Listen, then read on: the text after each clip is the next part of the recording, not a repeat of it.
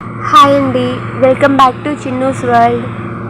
ఈరోజు మనం మన చిన్నూస్ కిచెన్లో ఏం ప్రిపేర్ చేసుకోబోతున్నామో మీకు ఆల్రెడీ ఒక ఐడియా వచ్చేసి ఉంటుంది. అవునండి, ఎంతో టేస్టీ భక్షాలు.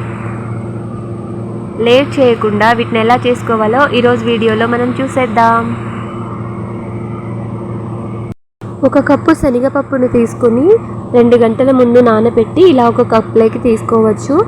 మీకు కావాలంటే ముందు రోజు నైట్ అంతా నానబెట్టి మళ్ళీ రోజు ఉదయాన్నే మీరు ఇలా చేసుకోవచ్చు. నేనైతే ముందు రోజు నైట్ ఏం నానబెట్టలేదండి, 2 గంటల ముందు నానబెట్టి ఇలా ఒక కుక్కర్లోకి తీసుకున్నాను.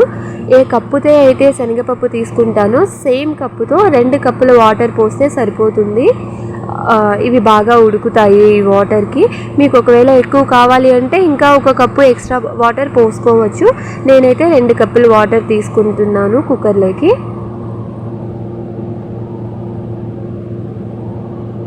అండ్ ఇందులో ఇంకొంచెం ఒక చిటికెడు సాల్ట్, ఒక చిటికెడు పసుపు కూడా వేసుకోవచ్చండి. చిటికెడు అయితే సరిపోతుంది. పసుపు ఎందుకంటే మనం పూర్ణం చేస్తాం కదా, కొంచెం మంచి కలర్ వచ్చేకి పసుపు వేసుకుంటాము. నేనైతే కొంచెం పసుపు వేసుకున్నాను. ఒక చిటికెడు నెయ్యి వేసుకుంటే స్మెల్ టేస్ట్ చాలా బాగుంటుందండి. లేదు అనుకుంటే మీరు కొంచెం ఆయిల్ అయినా వేసుకోవచ్చు. నేను కొంచెం నెయ్యి వేసుకుంటున్నాను. ఇందులో వేసుకొని అంతా కలిపేసుకొని కుక్కర్ స్టవ్ ఆన్ చేసి కుక్కర్ పెట్టేయడమే. ఇక ఇలా పెట్టి ఒక 3 to 4 విజిల్స్ వచ్చే వరకు ఉంచి పక్కన పెట్టుకోవాలి. అది పప్పు ఉడికేలోపు ఒక కప్పు తీసుకొని అందులో 1 కప్పుకి 1.5 కప్పు మైదా పిండి, మిగిలిన సగం కప్పు గోధుమ పిండి. నేను మైదా పిండి గోధుమ పిండి 2 కలిపి చేస్తున్నానండి.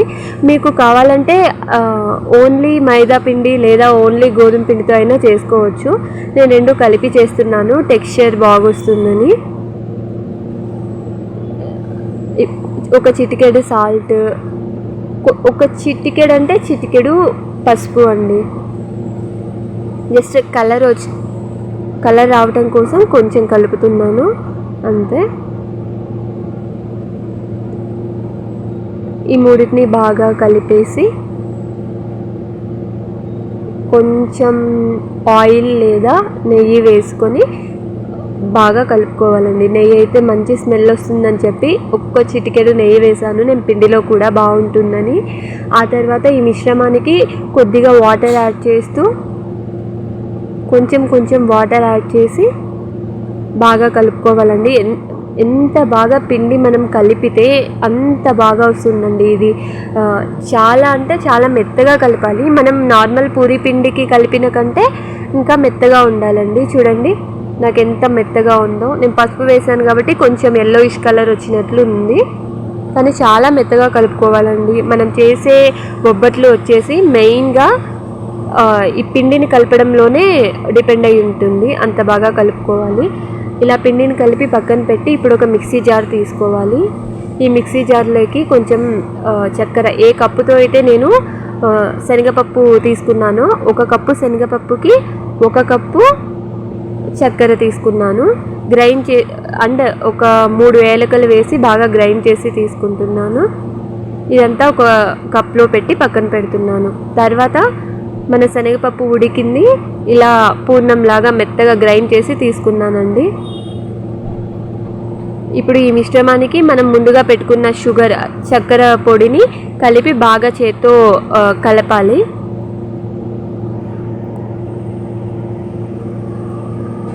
బాగా కలిపితే చాలా మెత్తగా అవుతుందండి. ఇప్పుడు పూర్ణం కొంచెం గట్టిగా ఉంది కదా, మనం కలిపిన తర్వాత ఇలా మెత్తగా అవుతుంది, చాలా మెత్తగా అవుతుంది. ఇప్పుడు స్టవ్ ఆన్ చేసి ఒక పాన్ పెట్టుకొని కొంచెం ఆయిల్ లేదా నెయ్యి అయినా వేసేసి మనం ముందుగా కలిపి పెట్టుకున్న ఈ చక్కెర అండ్ పూర్ణం మిశ్రమాన్ని ఇందులో వేసి కాసేపు బాగా వేయించాలండి. వేయించడం అంటే కింద అతుక్కోకుండా మంచిగా ఇందులో ఉన్న వాటర్ జ్యూసీ కంటెంట్ మొత్తం పోతుంది, గట్టి పడుతుంది. సో అది గట్టి పడినప్పుడు మనం పూర్ణం బాగా రౌండ్ బాల్ లాగా అవుతుందండి. మనం చేయడానికి చాలా కంఫర్టబుల్గా ఉంటుంది. ఇదిగోండి నేను ఇలా చేస్తున్నాను. మీ దగ్గర నాన్ స్టిక్ ప్యాన్ ఉన్నట్లయితే ఇంకా చాలా బెటర్ అండి. నాన్ స్టిక్లో అయితే అసలు కింద అడుగు అంటకుండా మంచిగా వచ్చేస్తుంది. నేను స్టీల్ది తీసుకున్నాను కాబట్టి నాకైతే అడుగు అంటింది చాలా, బట్ పర్లేదు, నాన్ స్టిక్ అయితే చాలా బాగా వస్తుంది. ఇందులో ఉన్న వాటర్ కంటెంట్ మొత్తం పోయే వరకు ఒక 5 మినిట్స్ పడుతుందండి. 5 to 8 మినిట్స్ అలా పడుతుంది. అండ్ మీడియం ఫ్లేమ్లో పెట్టాలి, హై ఫ్లేమ్లో పెట్టద్దండి. మీడియం ఫ్లేమ్లో పెడితే బాగా ఉంటుంది, హై ఫ్లేమ్లో పెడితే అడుగు అంటిపోతుంది. ఇదిగోండి నాకు ఇలా వచ్చింది. ఇలా తీసుకొని చూస్తే మన చేతికి అంటకూడదు. రౌండ్ బాల్ లాగా చేస్తే బాల్ బాగా చేతికి అంటకుండా రౌండ్గా వచ్చేలాగా ఉండాలి. నాకైతే చేతికి ఏం అంటలేదండి. ఇది చాలా బాగా వచ్చింది, ఇలా బాల్లా వచ్చింది అంటకుండా. ఇప్పుడు ఈ మిశ్రమాన్ని అంతా రౌండ్ బాల్ లాగా చేసుకొని నేను ఒక బౌల్లో పక్కన పెట్టుకున్నాను. చూడండి, ఇప్పుడు ఈ పిండి మొత్తం చల్లారిన తర్వాత ఇంకా చాలా కంఫర్టబుల్గా వస్తుందండి రౌండ్ బాల్లా చేసేదానికి. అస్సలు చేతికి అంటదు, చాలా కంఫర్టబుల్గా ఉంటుంది. ఇలా ఉంటే మనం భక్ష్యాలు చేసేటప్పుడు చాలా ఈజీగా సాఫ్ట్గా చేయొచ్చు. సో ఇప్పుడు దీన్ని రౌండ్ బాల్ లాగా చేస్తే అస్సలు చూడండి కొంచెం కూడా అంటలేదు. ఇలా మీరు ఎన్నైతే భక్ష్యాలు చేయాలనుకుంటున్నారో ఒక చిన్న నిమ్మకాయ సైజ్ అంతా పిండి తీసుకొని రౌండ్గా చేసి ఇలా తీసి పక్కన పెట్టుకోండి. మీరు ఎన్ని చేసుకోవాలనుకుంటే అన్ని రౌండ్ బాల్స్ లాగా చేసి పక్కన పెట్టేయండి. ఇవి పక్కన పెట్టేసి ఇప్పుడు మనం ముందుగా పిండి కలిపి పెట్టుకున్నాం కదండి, గోధుమ పిండి అండ్ మైదా పిండి 2 పిండి కలిపి పెట్టుకున్నాము, అది తీసుకోవాలి. అండ్ ఈ మిగిలిన పూర్ణాన్ని వచ్చేసి మనం ఫ్రిడ్జ్లో పెట్టేసుకొని ఎప్పుడు కావాలంటే అప్పుడు మనం ఫ్రెష్గా చేసుకోవచ్చు. పక్కన ఫ్రిడ్జ్లో పెట్టేసి ఇది ముందుగా కలిపి పెట్టుకున్న పిండి, ఈ పిండిని చాలా మెత్తగా ఉంటుంది. మనం ఈ ప్రాసెస్ అంతా చేసేసరికి ముందు కలిపి పెట్టాం కాబట్టి ఇంకా చాలా మెత్తగా అవుతుంది. సో ఈ మిశ్రమానికి మనం ఇంకొంచెం ఆయిల్ యాడ్ చేసి ఇంకా చాలా మెత్తగా కలుపుకోవాలండి.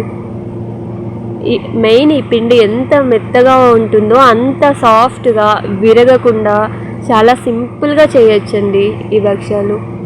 చాలామందికి భక్ష్యాలు చేసేటప్పుడు మిడిల్లో ఒత్తుకున్న తర్వాత విరిగిపోతున్నాయి అని చాలామంది చెప్తూ ఉంటారు, కానీ చాలా సింపుల్ అండి. ఈ ప్రాసెస్లో చేస్తే ఖచ్చితంగా మీకు విరగకుండా చాలా నీట్గా వస్తాయి.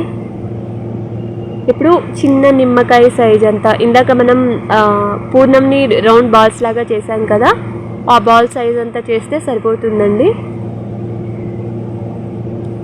కొంచెం పిండి తీసుకొని చేతులకు కొంచెం ఆయిల్ కానీ నెయ్యి కానీ రాసుకొని రౌండ్ బాల్స్ లాగా చేసి తీసుకొని ఒక పేపర్ తీసుకోండి. పేపర్ వచ్చేసి మీ దగ్గర బటర్ పేపర్ ఉంటే బటర్ పేపర్ యూజ్ చేయొచ్చు, లేదంటే ప్లాస్టిక్ పేపర్ ఇలా ఏదైనా తీసుకోవచ్చు. నేను మ్యారీగోల్డ్ బిస్కెట్ పేపర్ తీసుకున్నానండి.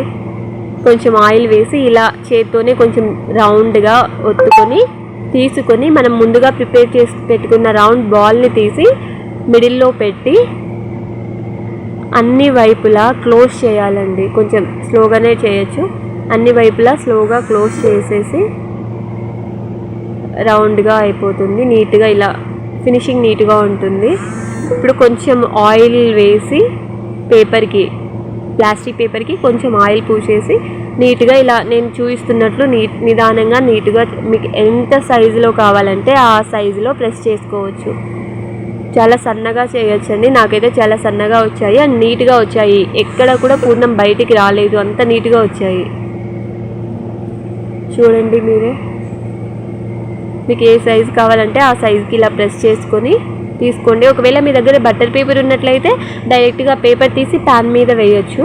నా దగ్గర బటర్ పేపర్ లేదు, సో నేను ఈ పేపర్లో ఇలా చేశాను నేను.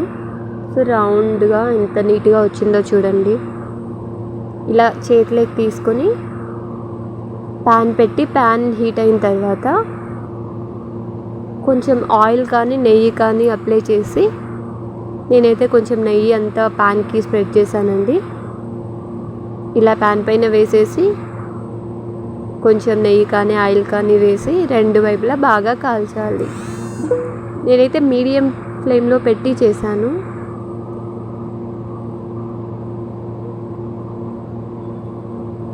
స్మెల్ చాలా బాగుంటుందండి.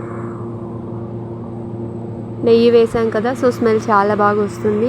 అండ్ పక్కా కొలతలతో ఫాలో అయితే చాలా సింపుల్గా వస్తాయండి. చాలా కష్టపడుతుంటారు చాలామంది, నా భక్షాలు విరిగిపోయాయి, ఎలా చేయాలి ఏంటి అని చెప్పి. పక్కా కొలతలతో చేస్తే చాలా సింపుల్గా చేయొచ్చు. 1 కప్పు శనగపప్పుకి 1 కప్పు చక్కెర కానీ 1 కప్పు బెల్లం తురుగు కానీ తీసుకోవాలి.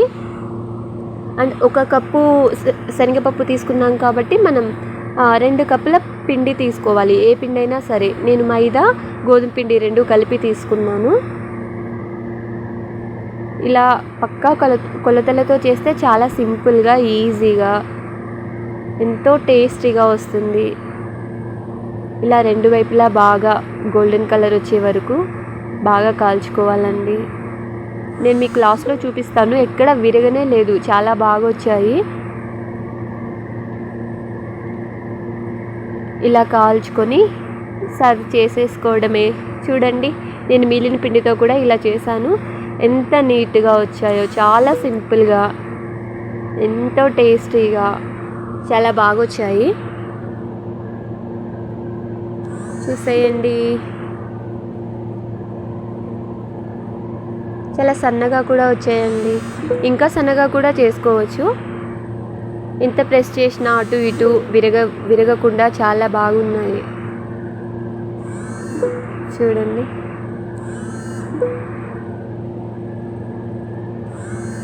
చాలా నీట్గా వచ్చాయి, రౌండ్గా. చూసారు కదా, మరి ఎంతో సింపుల్గా టేస్టీగా చేసుకునే భక్షాలు రెడీ. ఇలాంటి మరెన్నో సింపుల్ వీడియోస్ కోసం తప్పకుండా ఈ ఛానల్ని చూస్తూనే ఉండండి. Please like, share and subscribe my YouTube channel.